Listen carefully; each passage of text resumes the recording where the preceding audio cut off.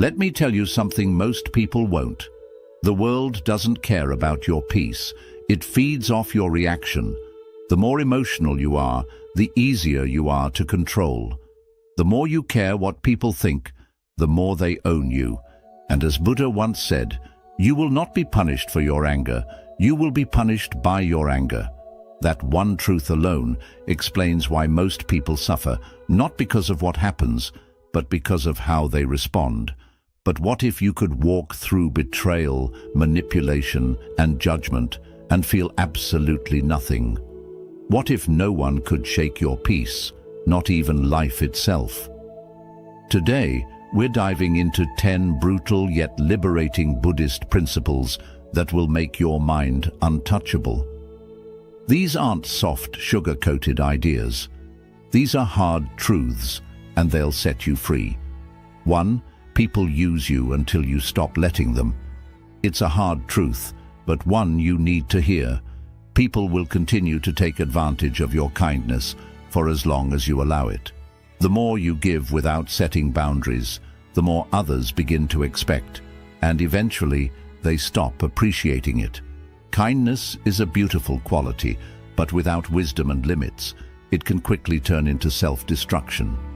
Buddhism teaches compassion, yes, but not at the cost of your self-respect. True compassion includes knowing when to say no, when to walk away, and when to protect your own peace.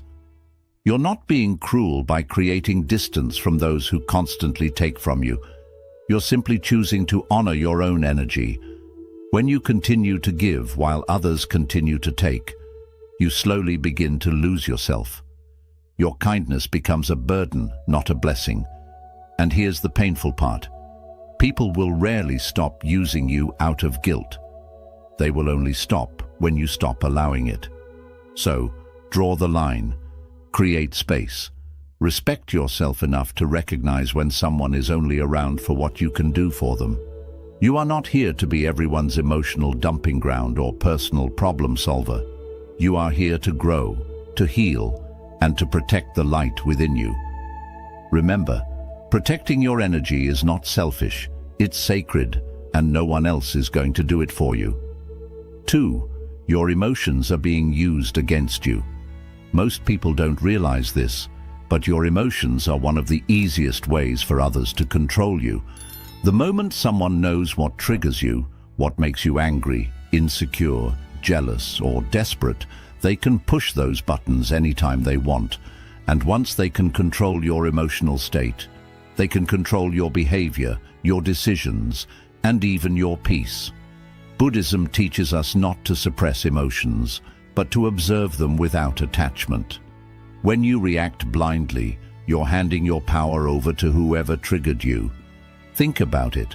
How many times have you said or done something you later regretted, simply because someone got under your skin? That's not power. That's emotional slavery. The world is full of manipulation, from social media to toxic relationships to environments designed to provoke strong emotional responses. Why? Because emotional people are easier to control. Fear, anger, jealousy, and desperation can cloud your judgment and lead you down a path that isn't even yours. To stay mentally unaffected, you must become emotionally intelligent. You must train yourself to pause before reacting, to sit with your feelings instead of being ruled by them. You can feel anger without lashing out. You can feel fear without running. That's the strength Buddhism builds. Calm in chaos. Awareness in emotion. Remember this, the more emotionally reactive you are, the more easily you can be controlled. But when you master your emotions, no one can use them against you. You become unshakable, and that is true mental freedom. 3rd, kindness without power is self-destruction. Kindness is one of the most respected virtues in Buddhism, but kindness without strength becomes a weapon used against you. The world doesn't always reward those who are nice. In fact, it often tests them. If you're constantly kind to others while allowing them to walk all over you, you're not being spiritual, you're being silently destroyed. Buddhism teaches balance. Compassion must be paired with wisdom.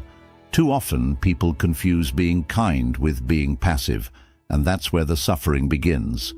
You say yes when you want to say no. You keep giving chances to people who don't deserve them, and you smile to keep the peace while dying inside. That's not enlightenment. That's emotional self-betrayal. Here's the truth. Not everyone deserves your kindness. Some people see your gentle nature as an opportunity to manipulate you, to take advantage of you, to use your silence as permission. And unless you learn to balance kindness with boundaries, your good heart becomes a target for those who seek to drain it. Being truly kind doesn't mean you allow people to disrespect you. It means you help where you can, but you also walk away when needed. It means you speak with softness, but not at the cost of your self-respect. True power is when your heart is kind, but your spine is unbreakable. So remember, kindness should not come from weakness, fear, or guilt. It should come from confidence, strength, and clarity. When you are kind from a place of power, no one can misuse it, and your peace remains intact. 4. Most people secretly want you to fail. This is a truth many people feel but are too afraid to admit. Not everyone is happy when you succeed. In fact, some of the people closest to you may secretly wish for your downfall. They smile in front of you. But behind the mask, there's quiet envy, comparison, and even resentment. Buddhism teaches non-attachment not just to material things, but to people and their opinions. Why? Because human nature, when unchecked, often leans toward jealousy. The moment you begin to rise, emotionally, spiritually, or materially, it shines a light on other people's insecurities. Your growth becomes a silent reminder of where they've remained stuck. And instead of being inspired, many would rather see you pulled back down. This is why the Buddha often spoke about the dangers of surrounding yourself with the wrong people, people whose intentions are not as pure as their words. You don't need loud enemies to fall. Sometimes all it takes is silent ones, disguised as friends, family, or even well-wishers, to plant doubt, to withhold support, to quietly hope you stumble. The lesson: protect your energy by being selective with who you share your dreams, plans, and progress with. Not everything needs to be announced. Let your growth be private, your peace be sacred, and your progress speak for itself. Understand this: your success will test people's character more than your failure ever will. And that's okay. You're not here to be liked by everyone. You're here to rise, with or without applause. So walk your path with awareness, not bitterness.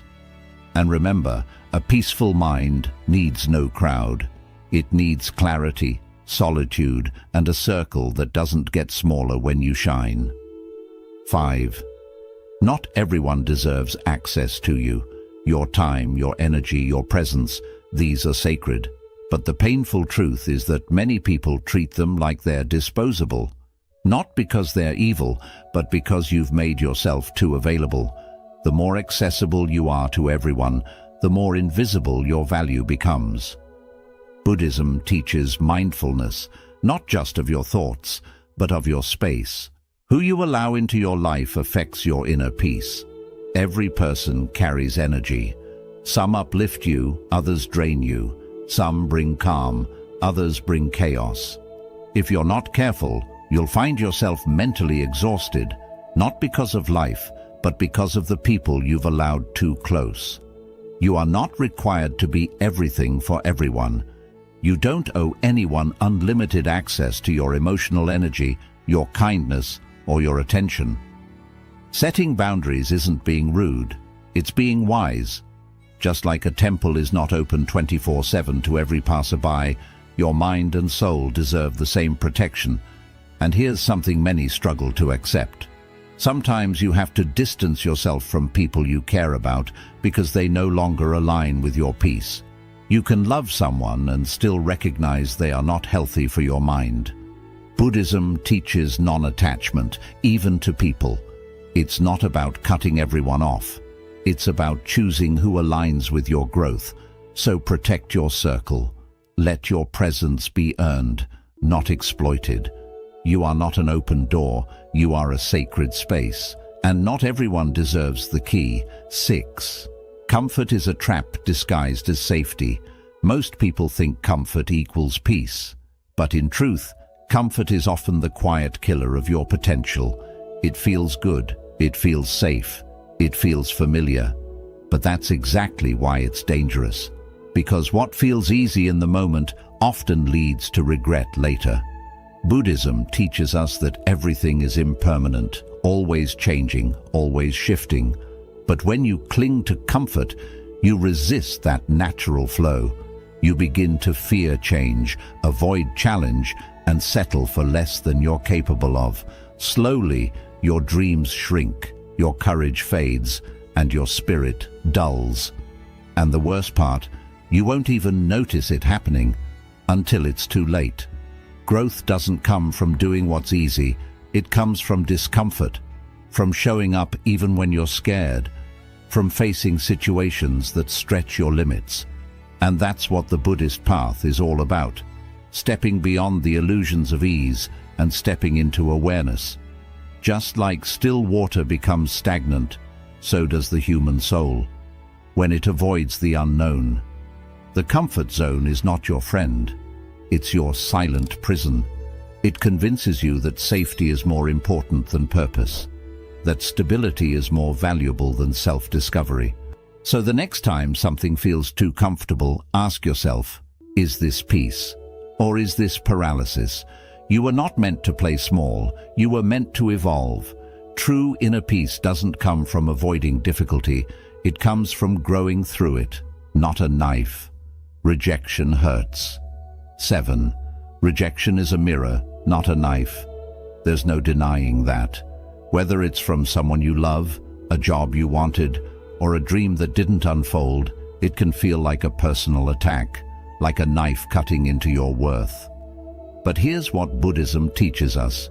Rejection is not here to break you. It's here to reveal you.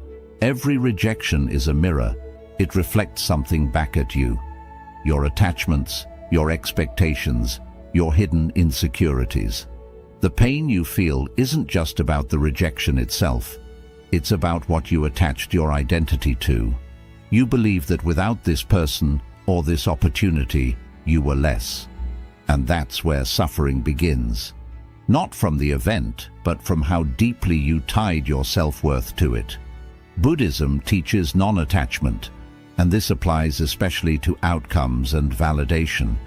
When you're attached to a specific result, rejection feels like failure. But when you detach and see rejection as guidance, not punishment, everything changes. You begin to realize that what didn't work out may have saved you, that closed doors protect you just as much as open ones do. Rejection also teaches you who you are without external approval. It strips away the illusion and forces you to confront your raw, unfiltered self. It asks, can you still value yourself even when the world doesn't? Can you still walk forward even when others walk away? This is where your power begins, not in being accepted, but in accepting yourself when no one else does. So the next time you're rejected, don't let it stab your self-worth. Let it reflect your strength. Let it reveal where your healing still lives. Let it remind you, you are not here to fit into every place. You are here to grow into the right one. 8. Validation is the fastest way to lose yourself. At some point in your life, you started seeking approval. Maybe as a child, trying to win a parent's attention. Maybe at school, trying to fit in. Maybe now, scrolling endlessly, hoping someone will like, comment, or applaud your existence. It starts small, harmless even, but it grows silently, and before you know it, your self-worth isn't coming from within anymore. It's coming from outside sources that you can't control. That's the danger. You begin to trade your authenticity for applause. You wear masks to be accepted. You adjust your personality to be liked. You hold your tongue to avoid judgment. You post what people want to see. You say what others want to hear. And in that quiet exchange, piece by piece, you disappear. Buddhism teaches us that freedom begins when we stop clinging. And one of the deepest attachments is the attachment to being liked, to being approved of, to being told you're good enough. But here's the truth. If you constantly seek validation, you're living a version of your life that isn't even yours. You're building your identity on shifting ground, other people's moods, opinions, biases, and insecurities. And that foundation, it will collapse. Because no matter how hard you try, you will never be enough for people who don't even know who they are. Ask yourself, what parts of me have I silenced just to be accepted? What dreams have I buried to stay normal? What truths have I hidden because I feared being alone? That's how you lose yourself, not all at once, but in small daily compromises. Validation is a trap because it feels good for a moment. It gives you a dopamine hit. It comforts your ego, but it also turns you into a prisoner of people's approval. And the day they take it away, which they always do, you are left empty, anxious, and unsure of who you even are without their applause. Buddhism teaches us to walk the middle path, a life of balance and awareness. It does not say we should ignore praise, but it warns us not to depend on it. Because the person who stands in their truth without needing to be understood is free. The day you stop chasing validation is the day you start to heal. You begin to speak your truth, even if your voice shakes. You begin to live your purpose, even if no one supports you. You begin to dress, think, speak, and exist in line with your soul, not society, and that is where peace begins. You do not need to prove anything to anyone, not your worth, not your intelligence, not your goodness, not your success. You are not here to be liked by everyone. You are here to be deeply, openly, fully yourself. The moment you stop needing their approval, you take your power back. And the world, it may resist you at first, but over time, it will respect you. Because people may like you for your performance, but they will remember you for your authenticity. Silence makes you powerful. In a world addicted to noise, silence is rebellion. Look around. Everyone is rushing to speak, to argue, to prove a point, to post their thoughts, to be loud enough to be noticed. But the more people speak, the more they show their insecurities, their desperation, and their lack of control. Buddhism teaches something very different. The most powerful voice is often no voice at all, because silence is not the absence of sound, it is the presence of power. When you are silent, you are not pulling away. You are in control. You are telling the world, I do not need to convince you.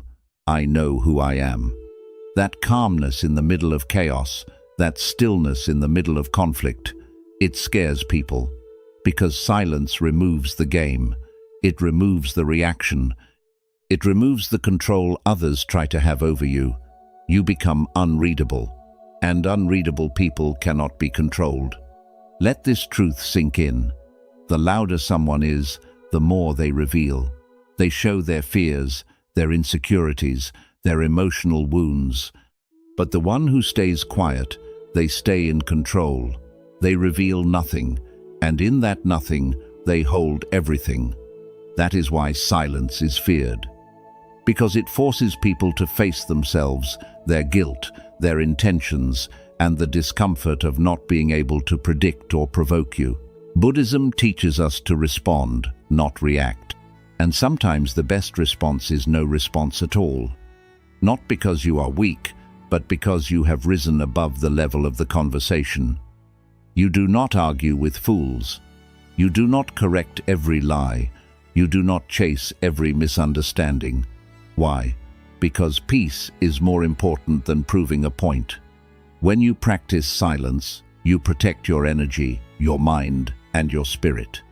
You stop wasting time explaining yourself to people who never wanted to understand you.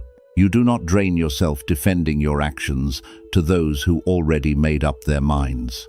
You stop performing for a world that is not even paying attention.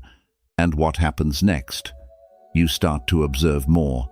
You begin to understand human nature more deeply. You start hearing what is not being said. You see people's intentions. You notice manipulation. You sense dishonesty without a single word being spoken. Why? Because silence sharpens your intuition. You move differently. You no longer react to small drama, shallow opinions, or emotional traps. Your presence becomes rare. Your energy becomes untouchable. And your silence, it speaks loudly. It says, I do not need your validation. I am not here to argue. I choose peace over pride. I am listening. I am watching. And I see more than you think. People will begin to wonder, why are you not reacting? Why are you not defending yourself? Why does nothing affect you anymore? And the answer is simple. You have mastered detachment. You have learned to protect your inner peace. And you have realized that not every battle needs your effort. Because sometimes the most powerful thing you can say is nothing at all. So stop speaking just to be understood. Stop reacting just to be respected. Start choosing silence as your strength. And watch how the world changes its tone when you no longer play their game. That is not silence from weakness. That is silence from mastery. Detached like nothing is yours. If there is one truth Buddhism teaches clearly, it is this. Clinging is the root of all suffering. Yet, we hold on to everything: people, money, titles, identities, dreams, relationships, routines, as if they are permanent in a world that is always changing. But nothing is truly yours. Not your success, not your possessions, not even the people you love. Everything you have today can be gone tomorrow. And often it is. This is not meant to make you sad. It is meant to set you free. Because when you truly understand that nothing belongs to you, you stop trying so hard to keep what was never yours. You stop breaking down every time life changes. You stop begging for things to stay. And you start flowing with what is. That is detachment. And it is not cold. It is not careless. It is not giving up. Detachment is choosing peace over possession. It is loving without owning. It is working without obsession. It is living without fear of what might leave. Imagine holding sand in your hand. If you hold it too tightly, it slips through your fingers. But if you hold it gently, it stays in your palm. That is how life works. The tighter you try to control things, people, outcomes, situations, the more they slip away. We suffer because we believe things are supposed to stay. But the truth is, everything in this life is borrowed. Every road, every smile, every sunset, every friend, every moment of joy. All of it is temporary. The only question is, will you enjoy it while it lasts, or will you suffer when it is gone? The Buddha taught that attachment is not love. In fact, true love comes from freedom. When you love someone but expect them to stay, change, or fulfill your needs, that is not love. That is fear, acting like love. True love says, I care about you, but you are free. I will not trap you with my expectations. This idea applies not only to people, but also to your goals. You can work hard for your dreams, but do not hold them too tightly. Because when life chooses a different path, holding on to what you wanted only brings pain. You have to be like water, flexible, flowing, and open to change. Here is a truth many people avoid. The tighter you hold something, the more it hurts when life tells you to let go. And life will say it. People will leave. Plans will fail. Things will break. And it is not personal. It is simply how life works. That is why detachment is the highest form of strength. Not because you stop loving, but because you stop suffering from loss. You already understand that everything is temporary. So what does living with detachment mean? It means you can love someone deeply and still let them go when the time comes. It means you can enjoy money without fearing its loss. It means you can feel proud of your achievements, but still feel complete without them. It means you live fully and deeply without letting life control you. And that is the key. When you stop holding on, you stop being controlled. You are no longer trapped by what leaves. You stop breaking down from change. You stop falling apart over things beyond your control. You become calm, strong, and steady, not because nothing affects you, but because you no longer try to hold what was never truly yours. And in that freedom, you finally breathe. You see life with new eyes, not as something to own or fight, but as something to experience moment by moment, without holding on, without fear, and without struggle. Because now you understand, everything that comes is here to teach you, and everything that goes is here to free you. So let go, as if nothing belongs to you, because in truth, it does not. But in that space, you will find everything. Heal quietly. Not everyone needs to see your pain. In a world where everything is shared, there is something powerful about staying silent in your struggle. People often tell you to speak out, share, and be open. And while honesty matters, there is wisdom in keeping some things private. Buddhism teaches that healing is personal, a slow and quiet journey of the soul. Not everyone needs to know what you are going through. The truth is, most people do not really care. Sadly, some may use your pain against you by judging, gossiping, or quietly enjoying your fall. Here is a hard truth. Some people do not listen to help. They listen to feel better about their own lives. When you share your pain with the wrong people, you give them a story they might twist, mock, or use. You give them access to parts of you they do not deserve. And by doing that, you slow your own healing, not because something is wrong with you, but because your space is not safe. That is why Buddhism teaches retreat, reflection, and being alone. When you sit with yourself, without noise, without pretending, without needing to be seen, you begin to hear your real self. You start to understand your pain, not through pity, but through awareness. You do not need the world to see your scars to prove you have grown. Some of your biggest changes will happen in silence, without attention, without anyone knowing, and without being fully understood. You heal in silence, not because you are hiding your pain, but because you are protecting it like a wound that needs time. Your feelings need a calm space to rest. Not everyone should have a front row seat to your healing. Here is the shift. When you rise, quietly, calmly, completely, you will not need to explain how you got there. Your peace will show it. Your energy will feel different. Your presence will change. The people who once saw you broken will feel something they cannot explain, but they will know you are not the same. So do not rush to prove your healing. Do not overshare just to be understood. Do not give your pain to those who have not earned your trust. Sit with yourself. Heal quietly. Rebuild in private. Because your growth is personal, and not everyone needs to see your comeback. You do not need to shout to show strength. You do not need revenge to succeed, and you do not need approval to know your worth. Just live by these 10 truths, and you will move through life calm, steady, and at peace. If this video gave you clarity, like, comment, and subscribe for more real inner wisdom. And let me know in the comments which truth connected with you the most today. Until next time, stay calm, stay sharp, and stay untouchable.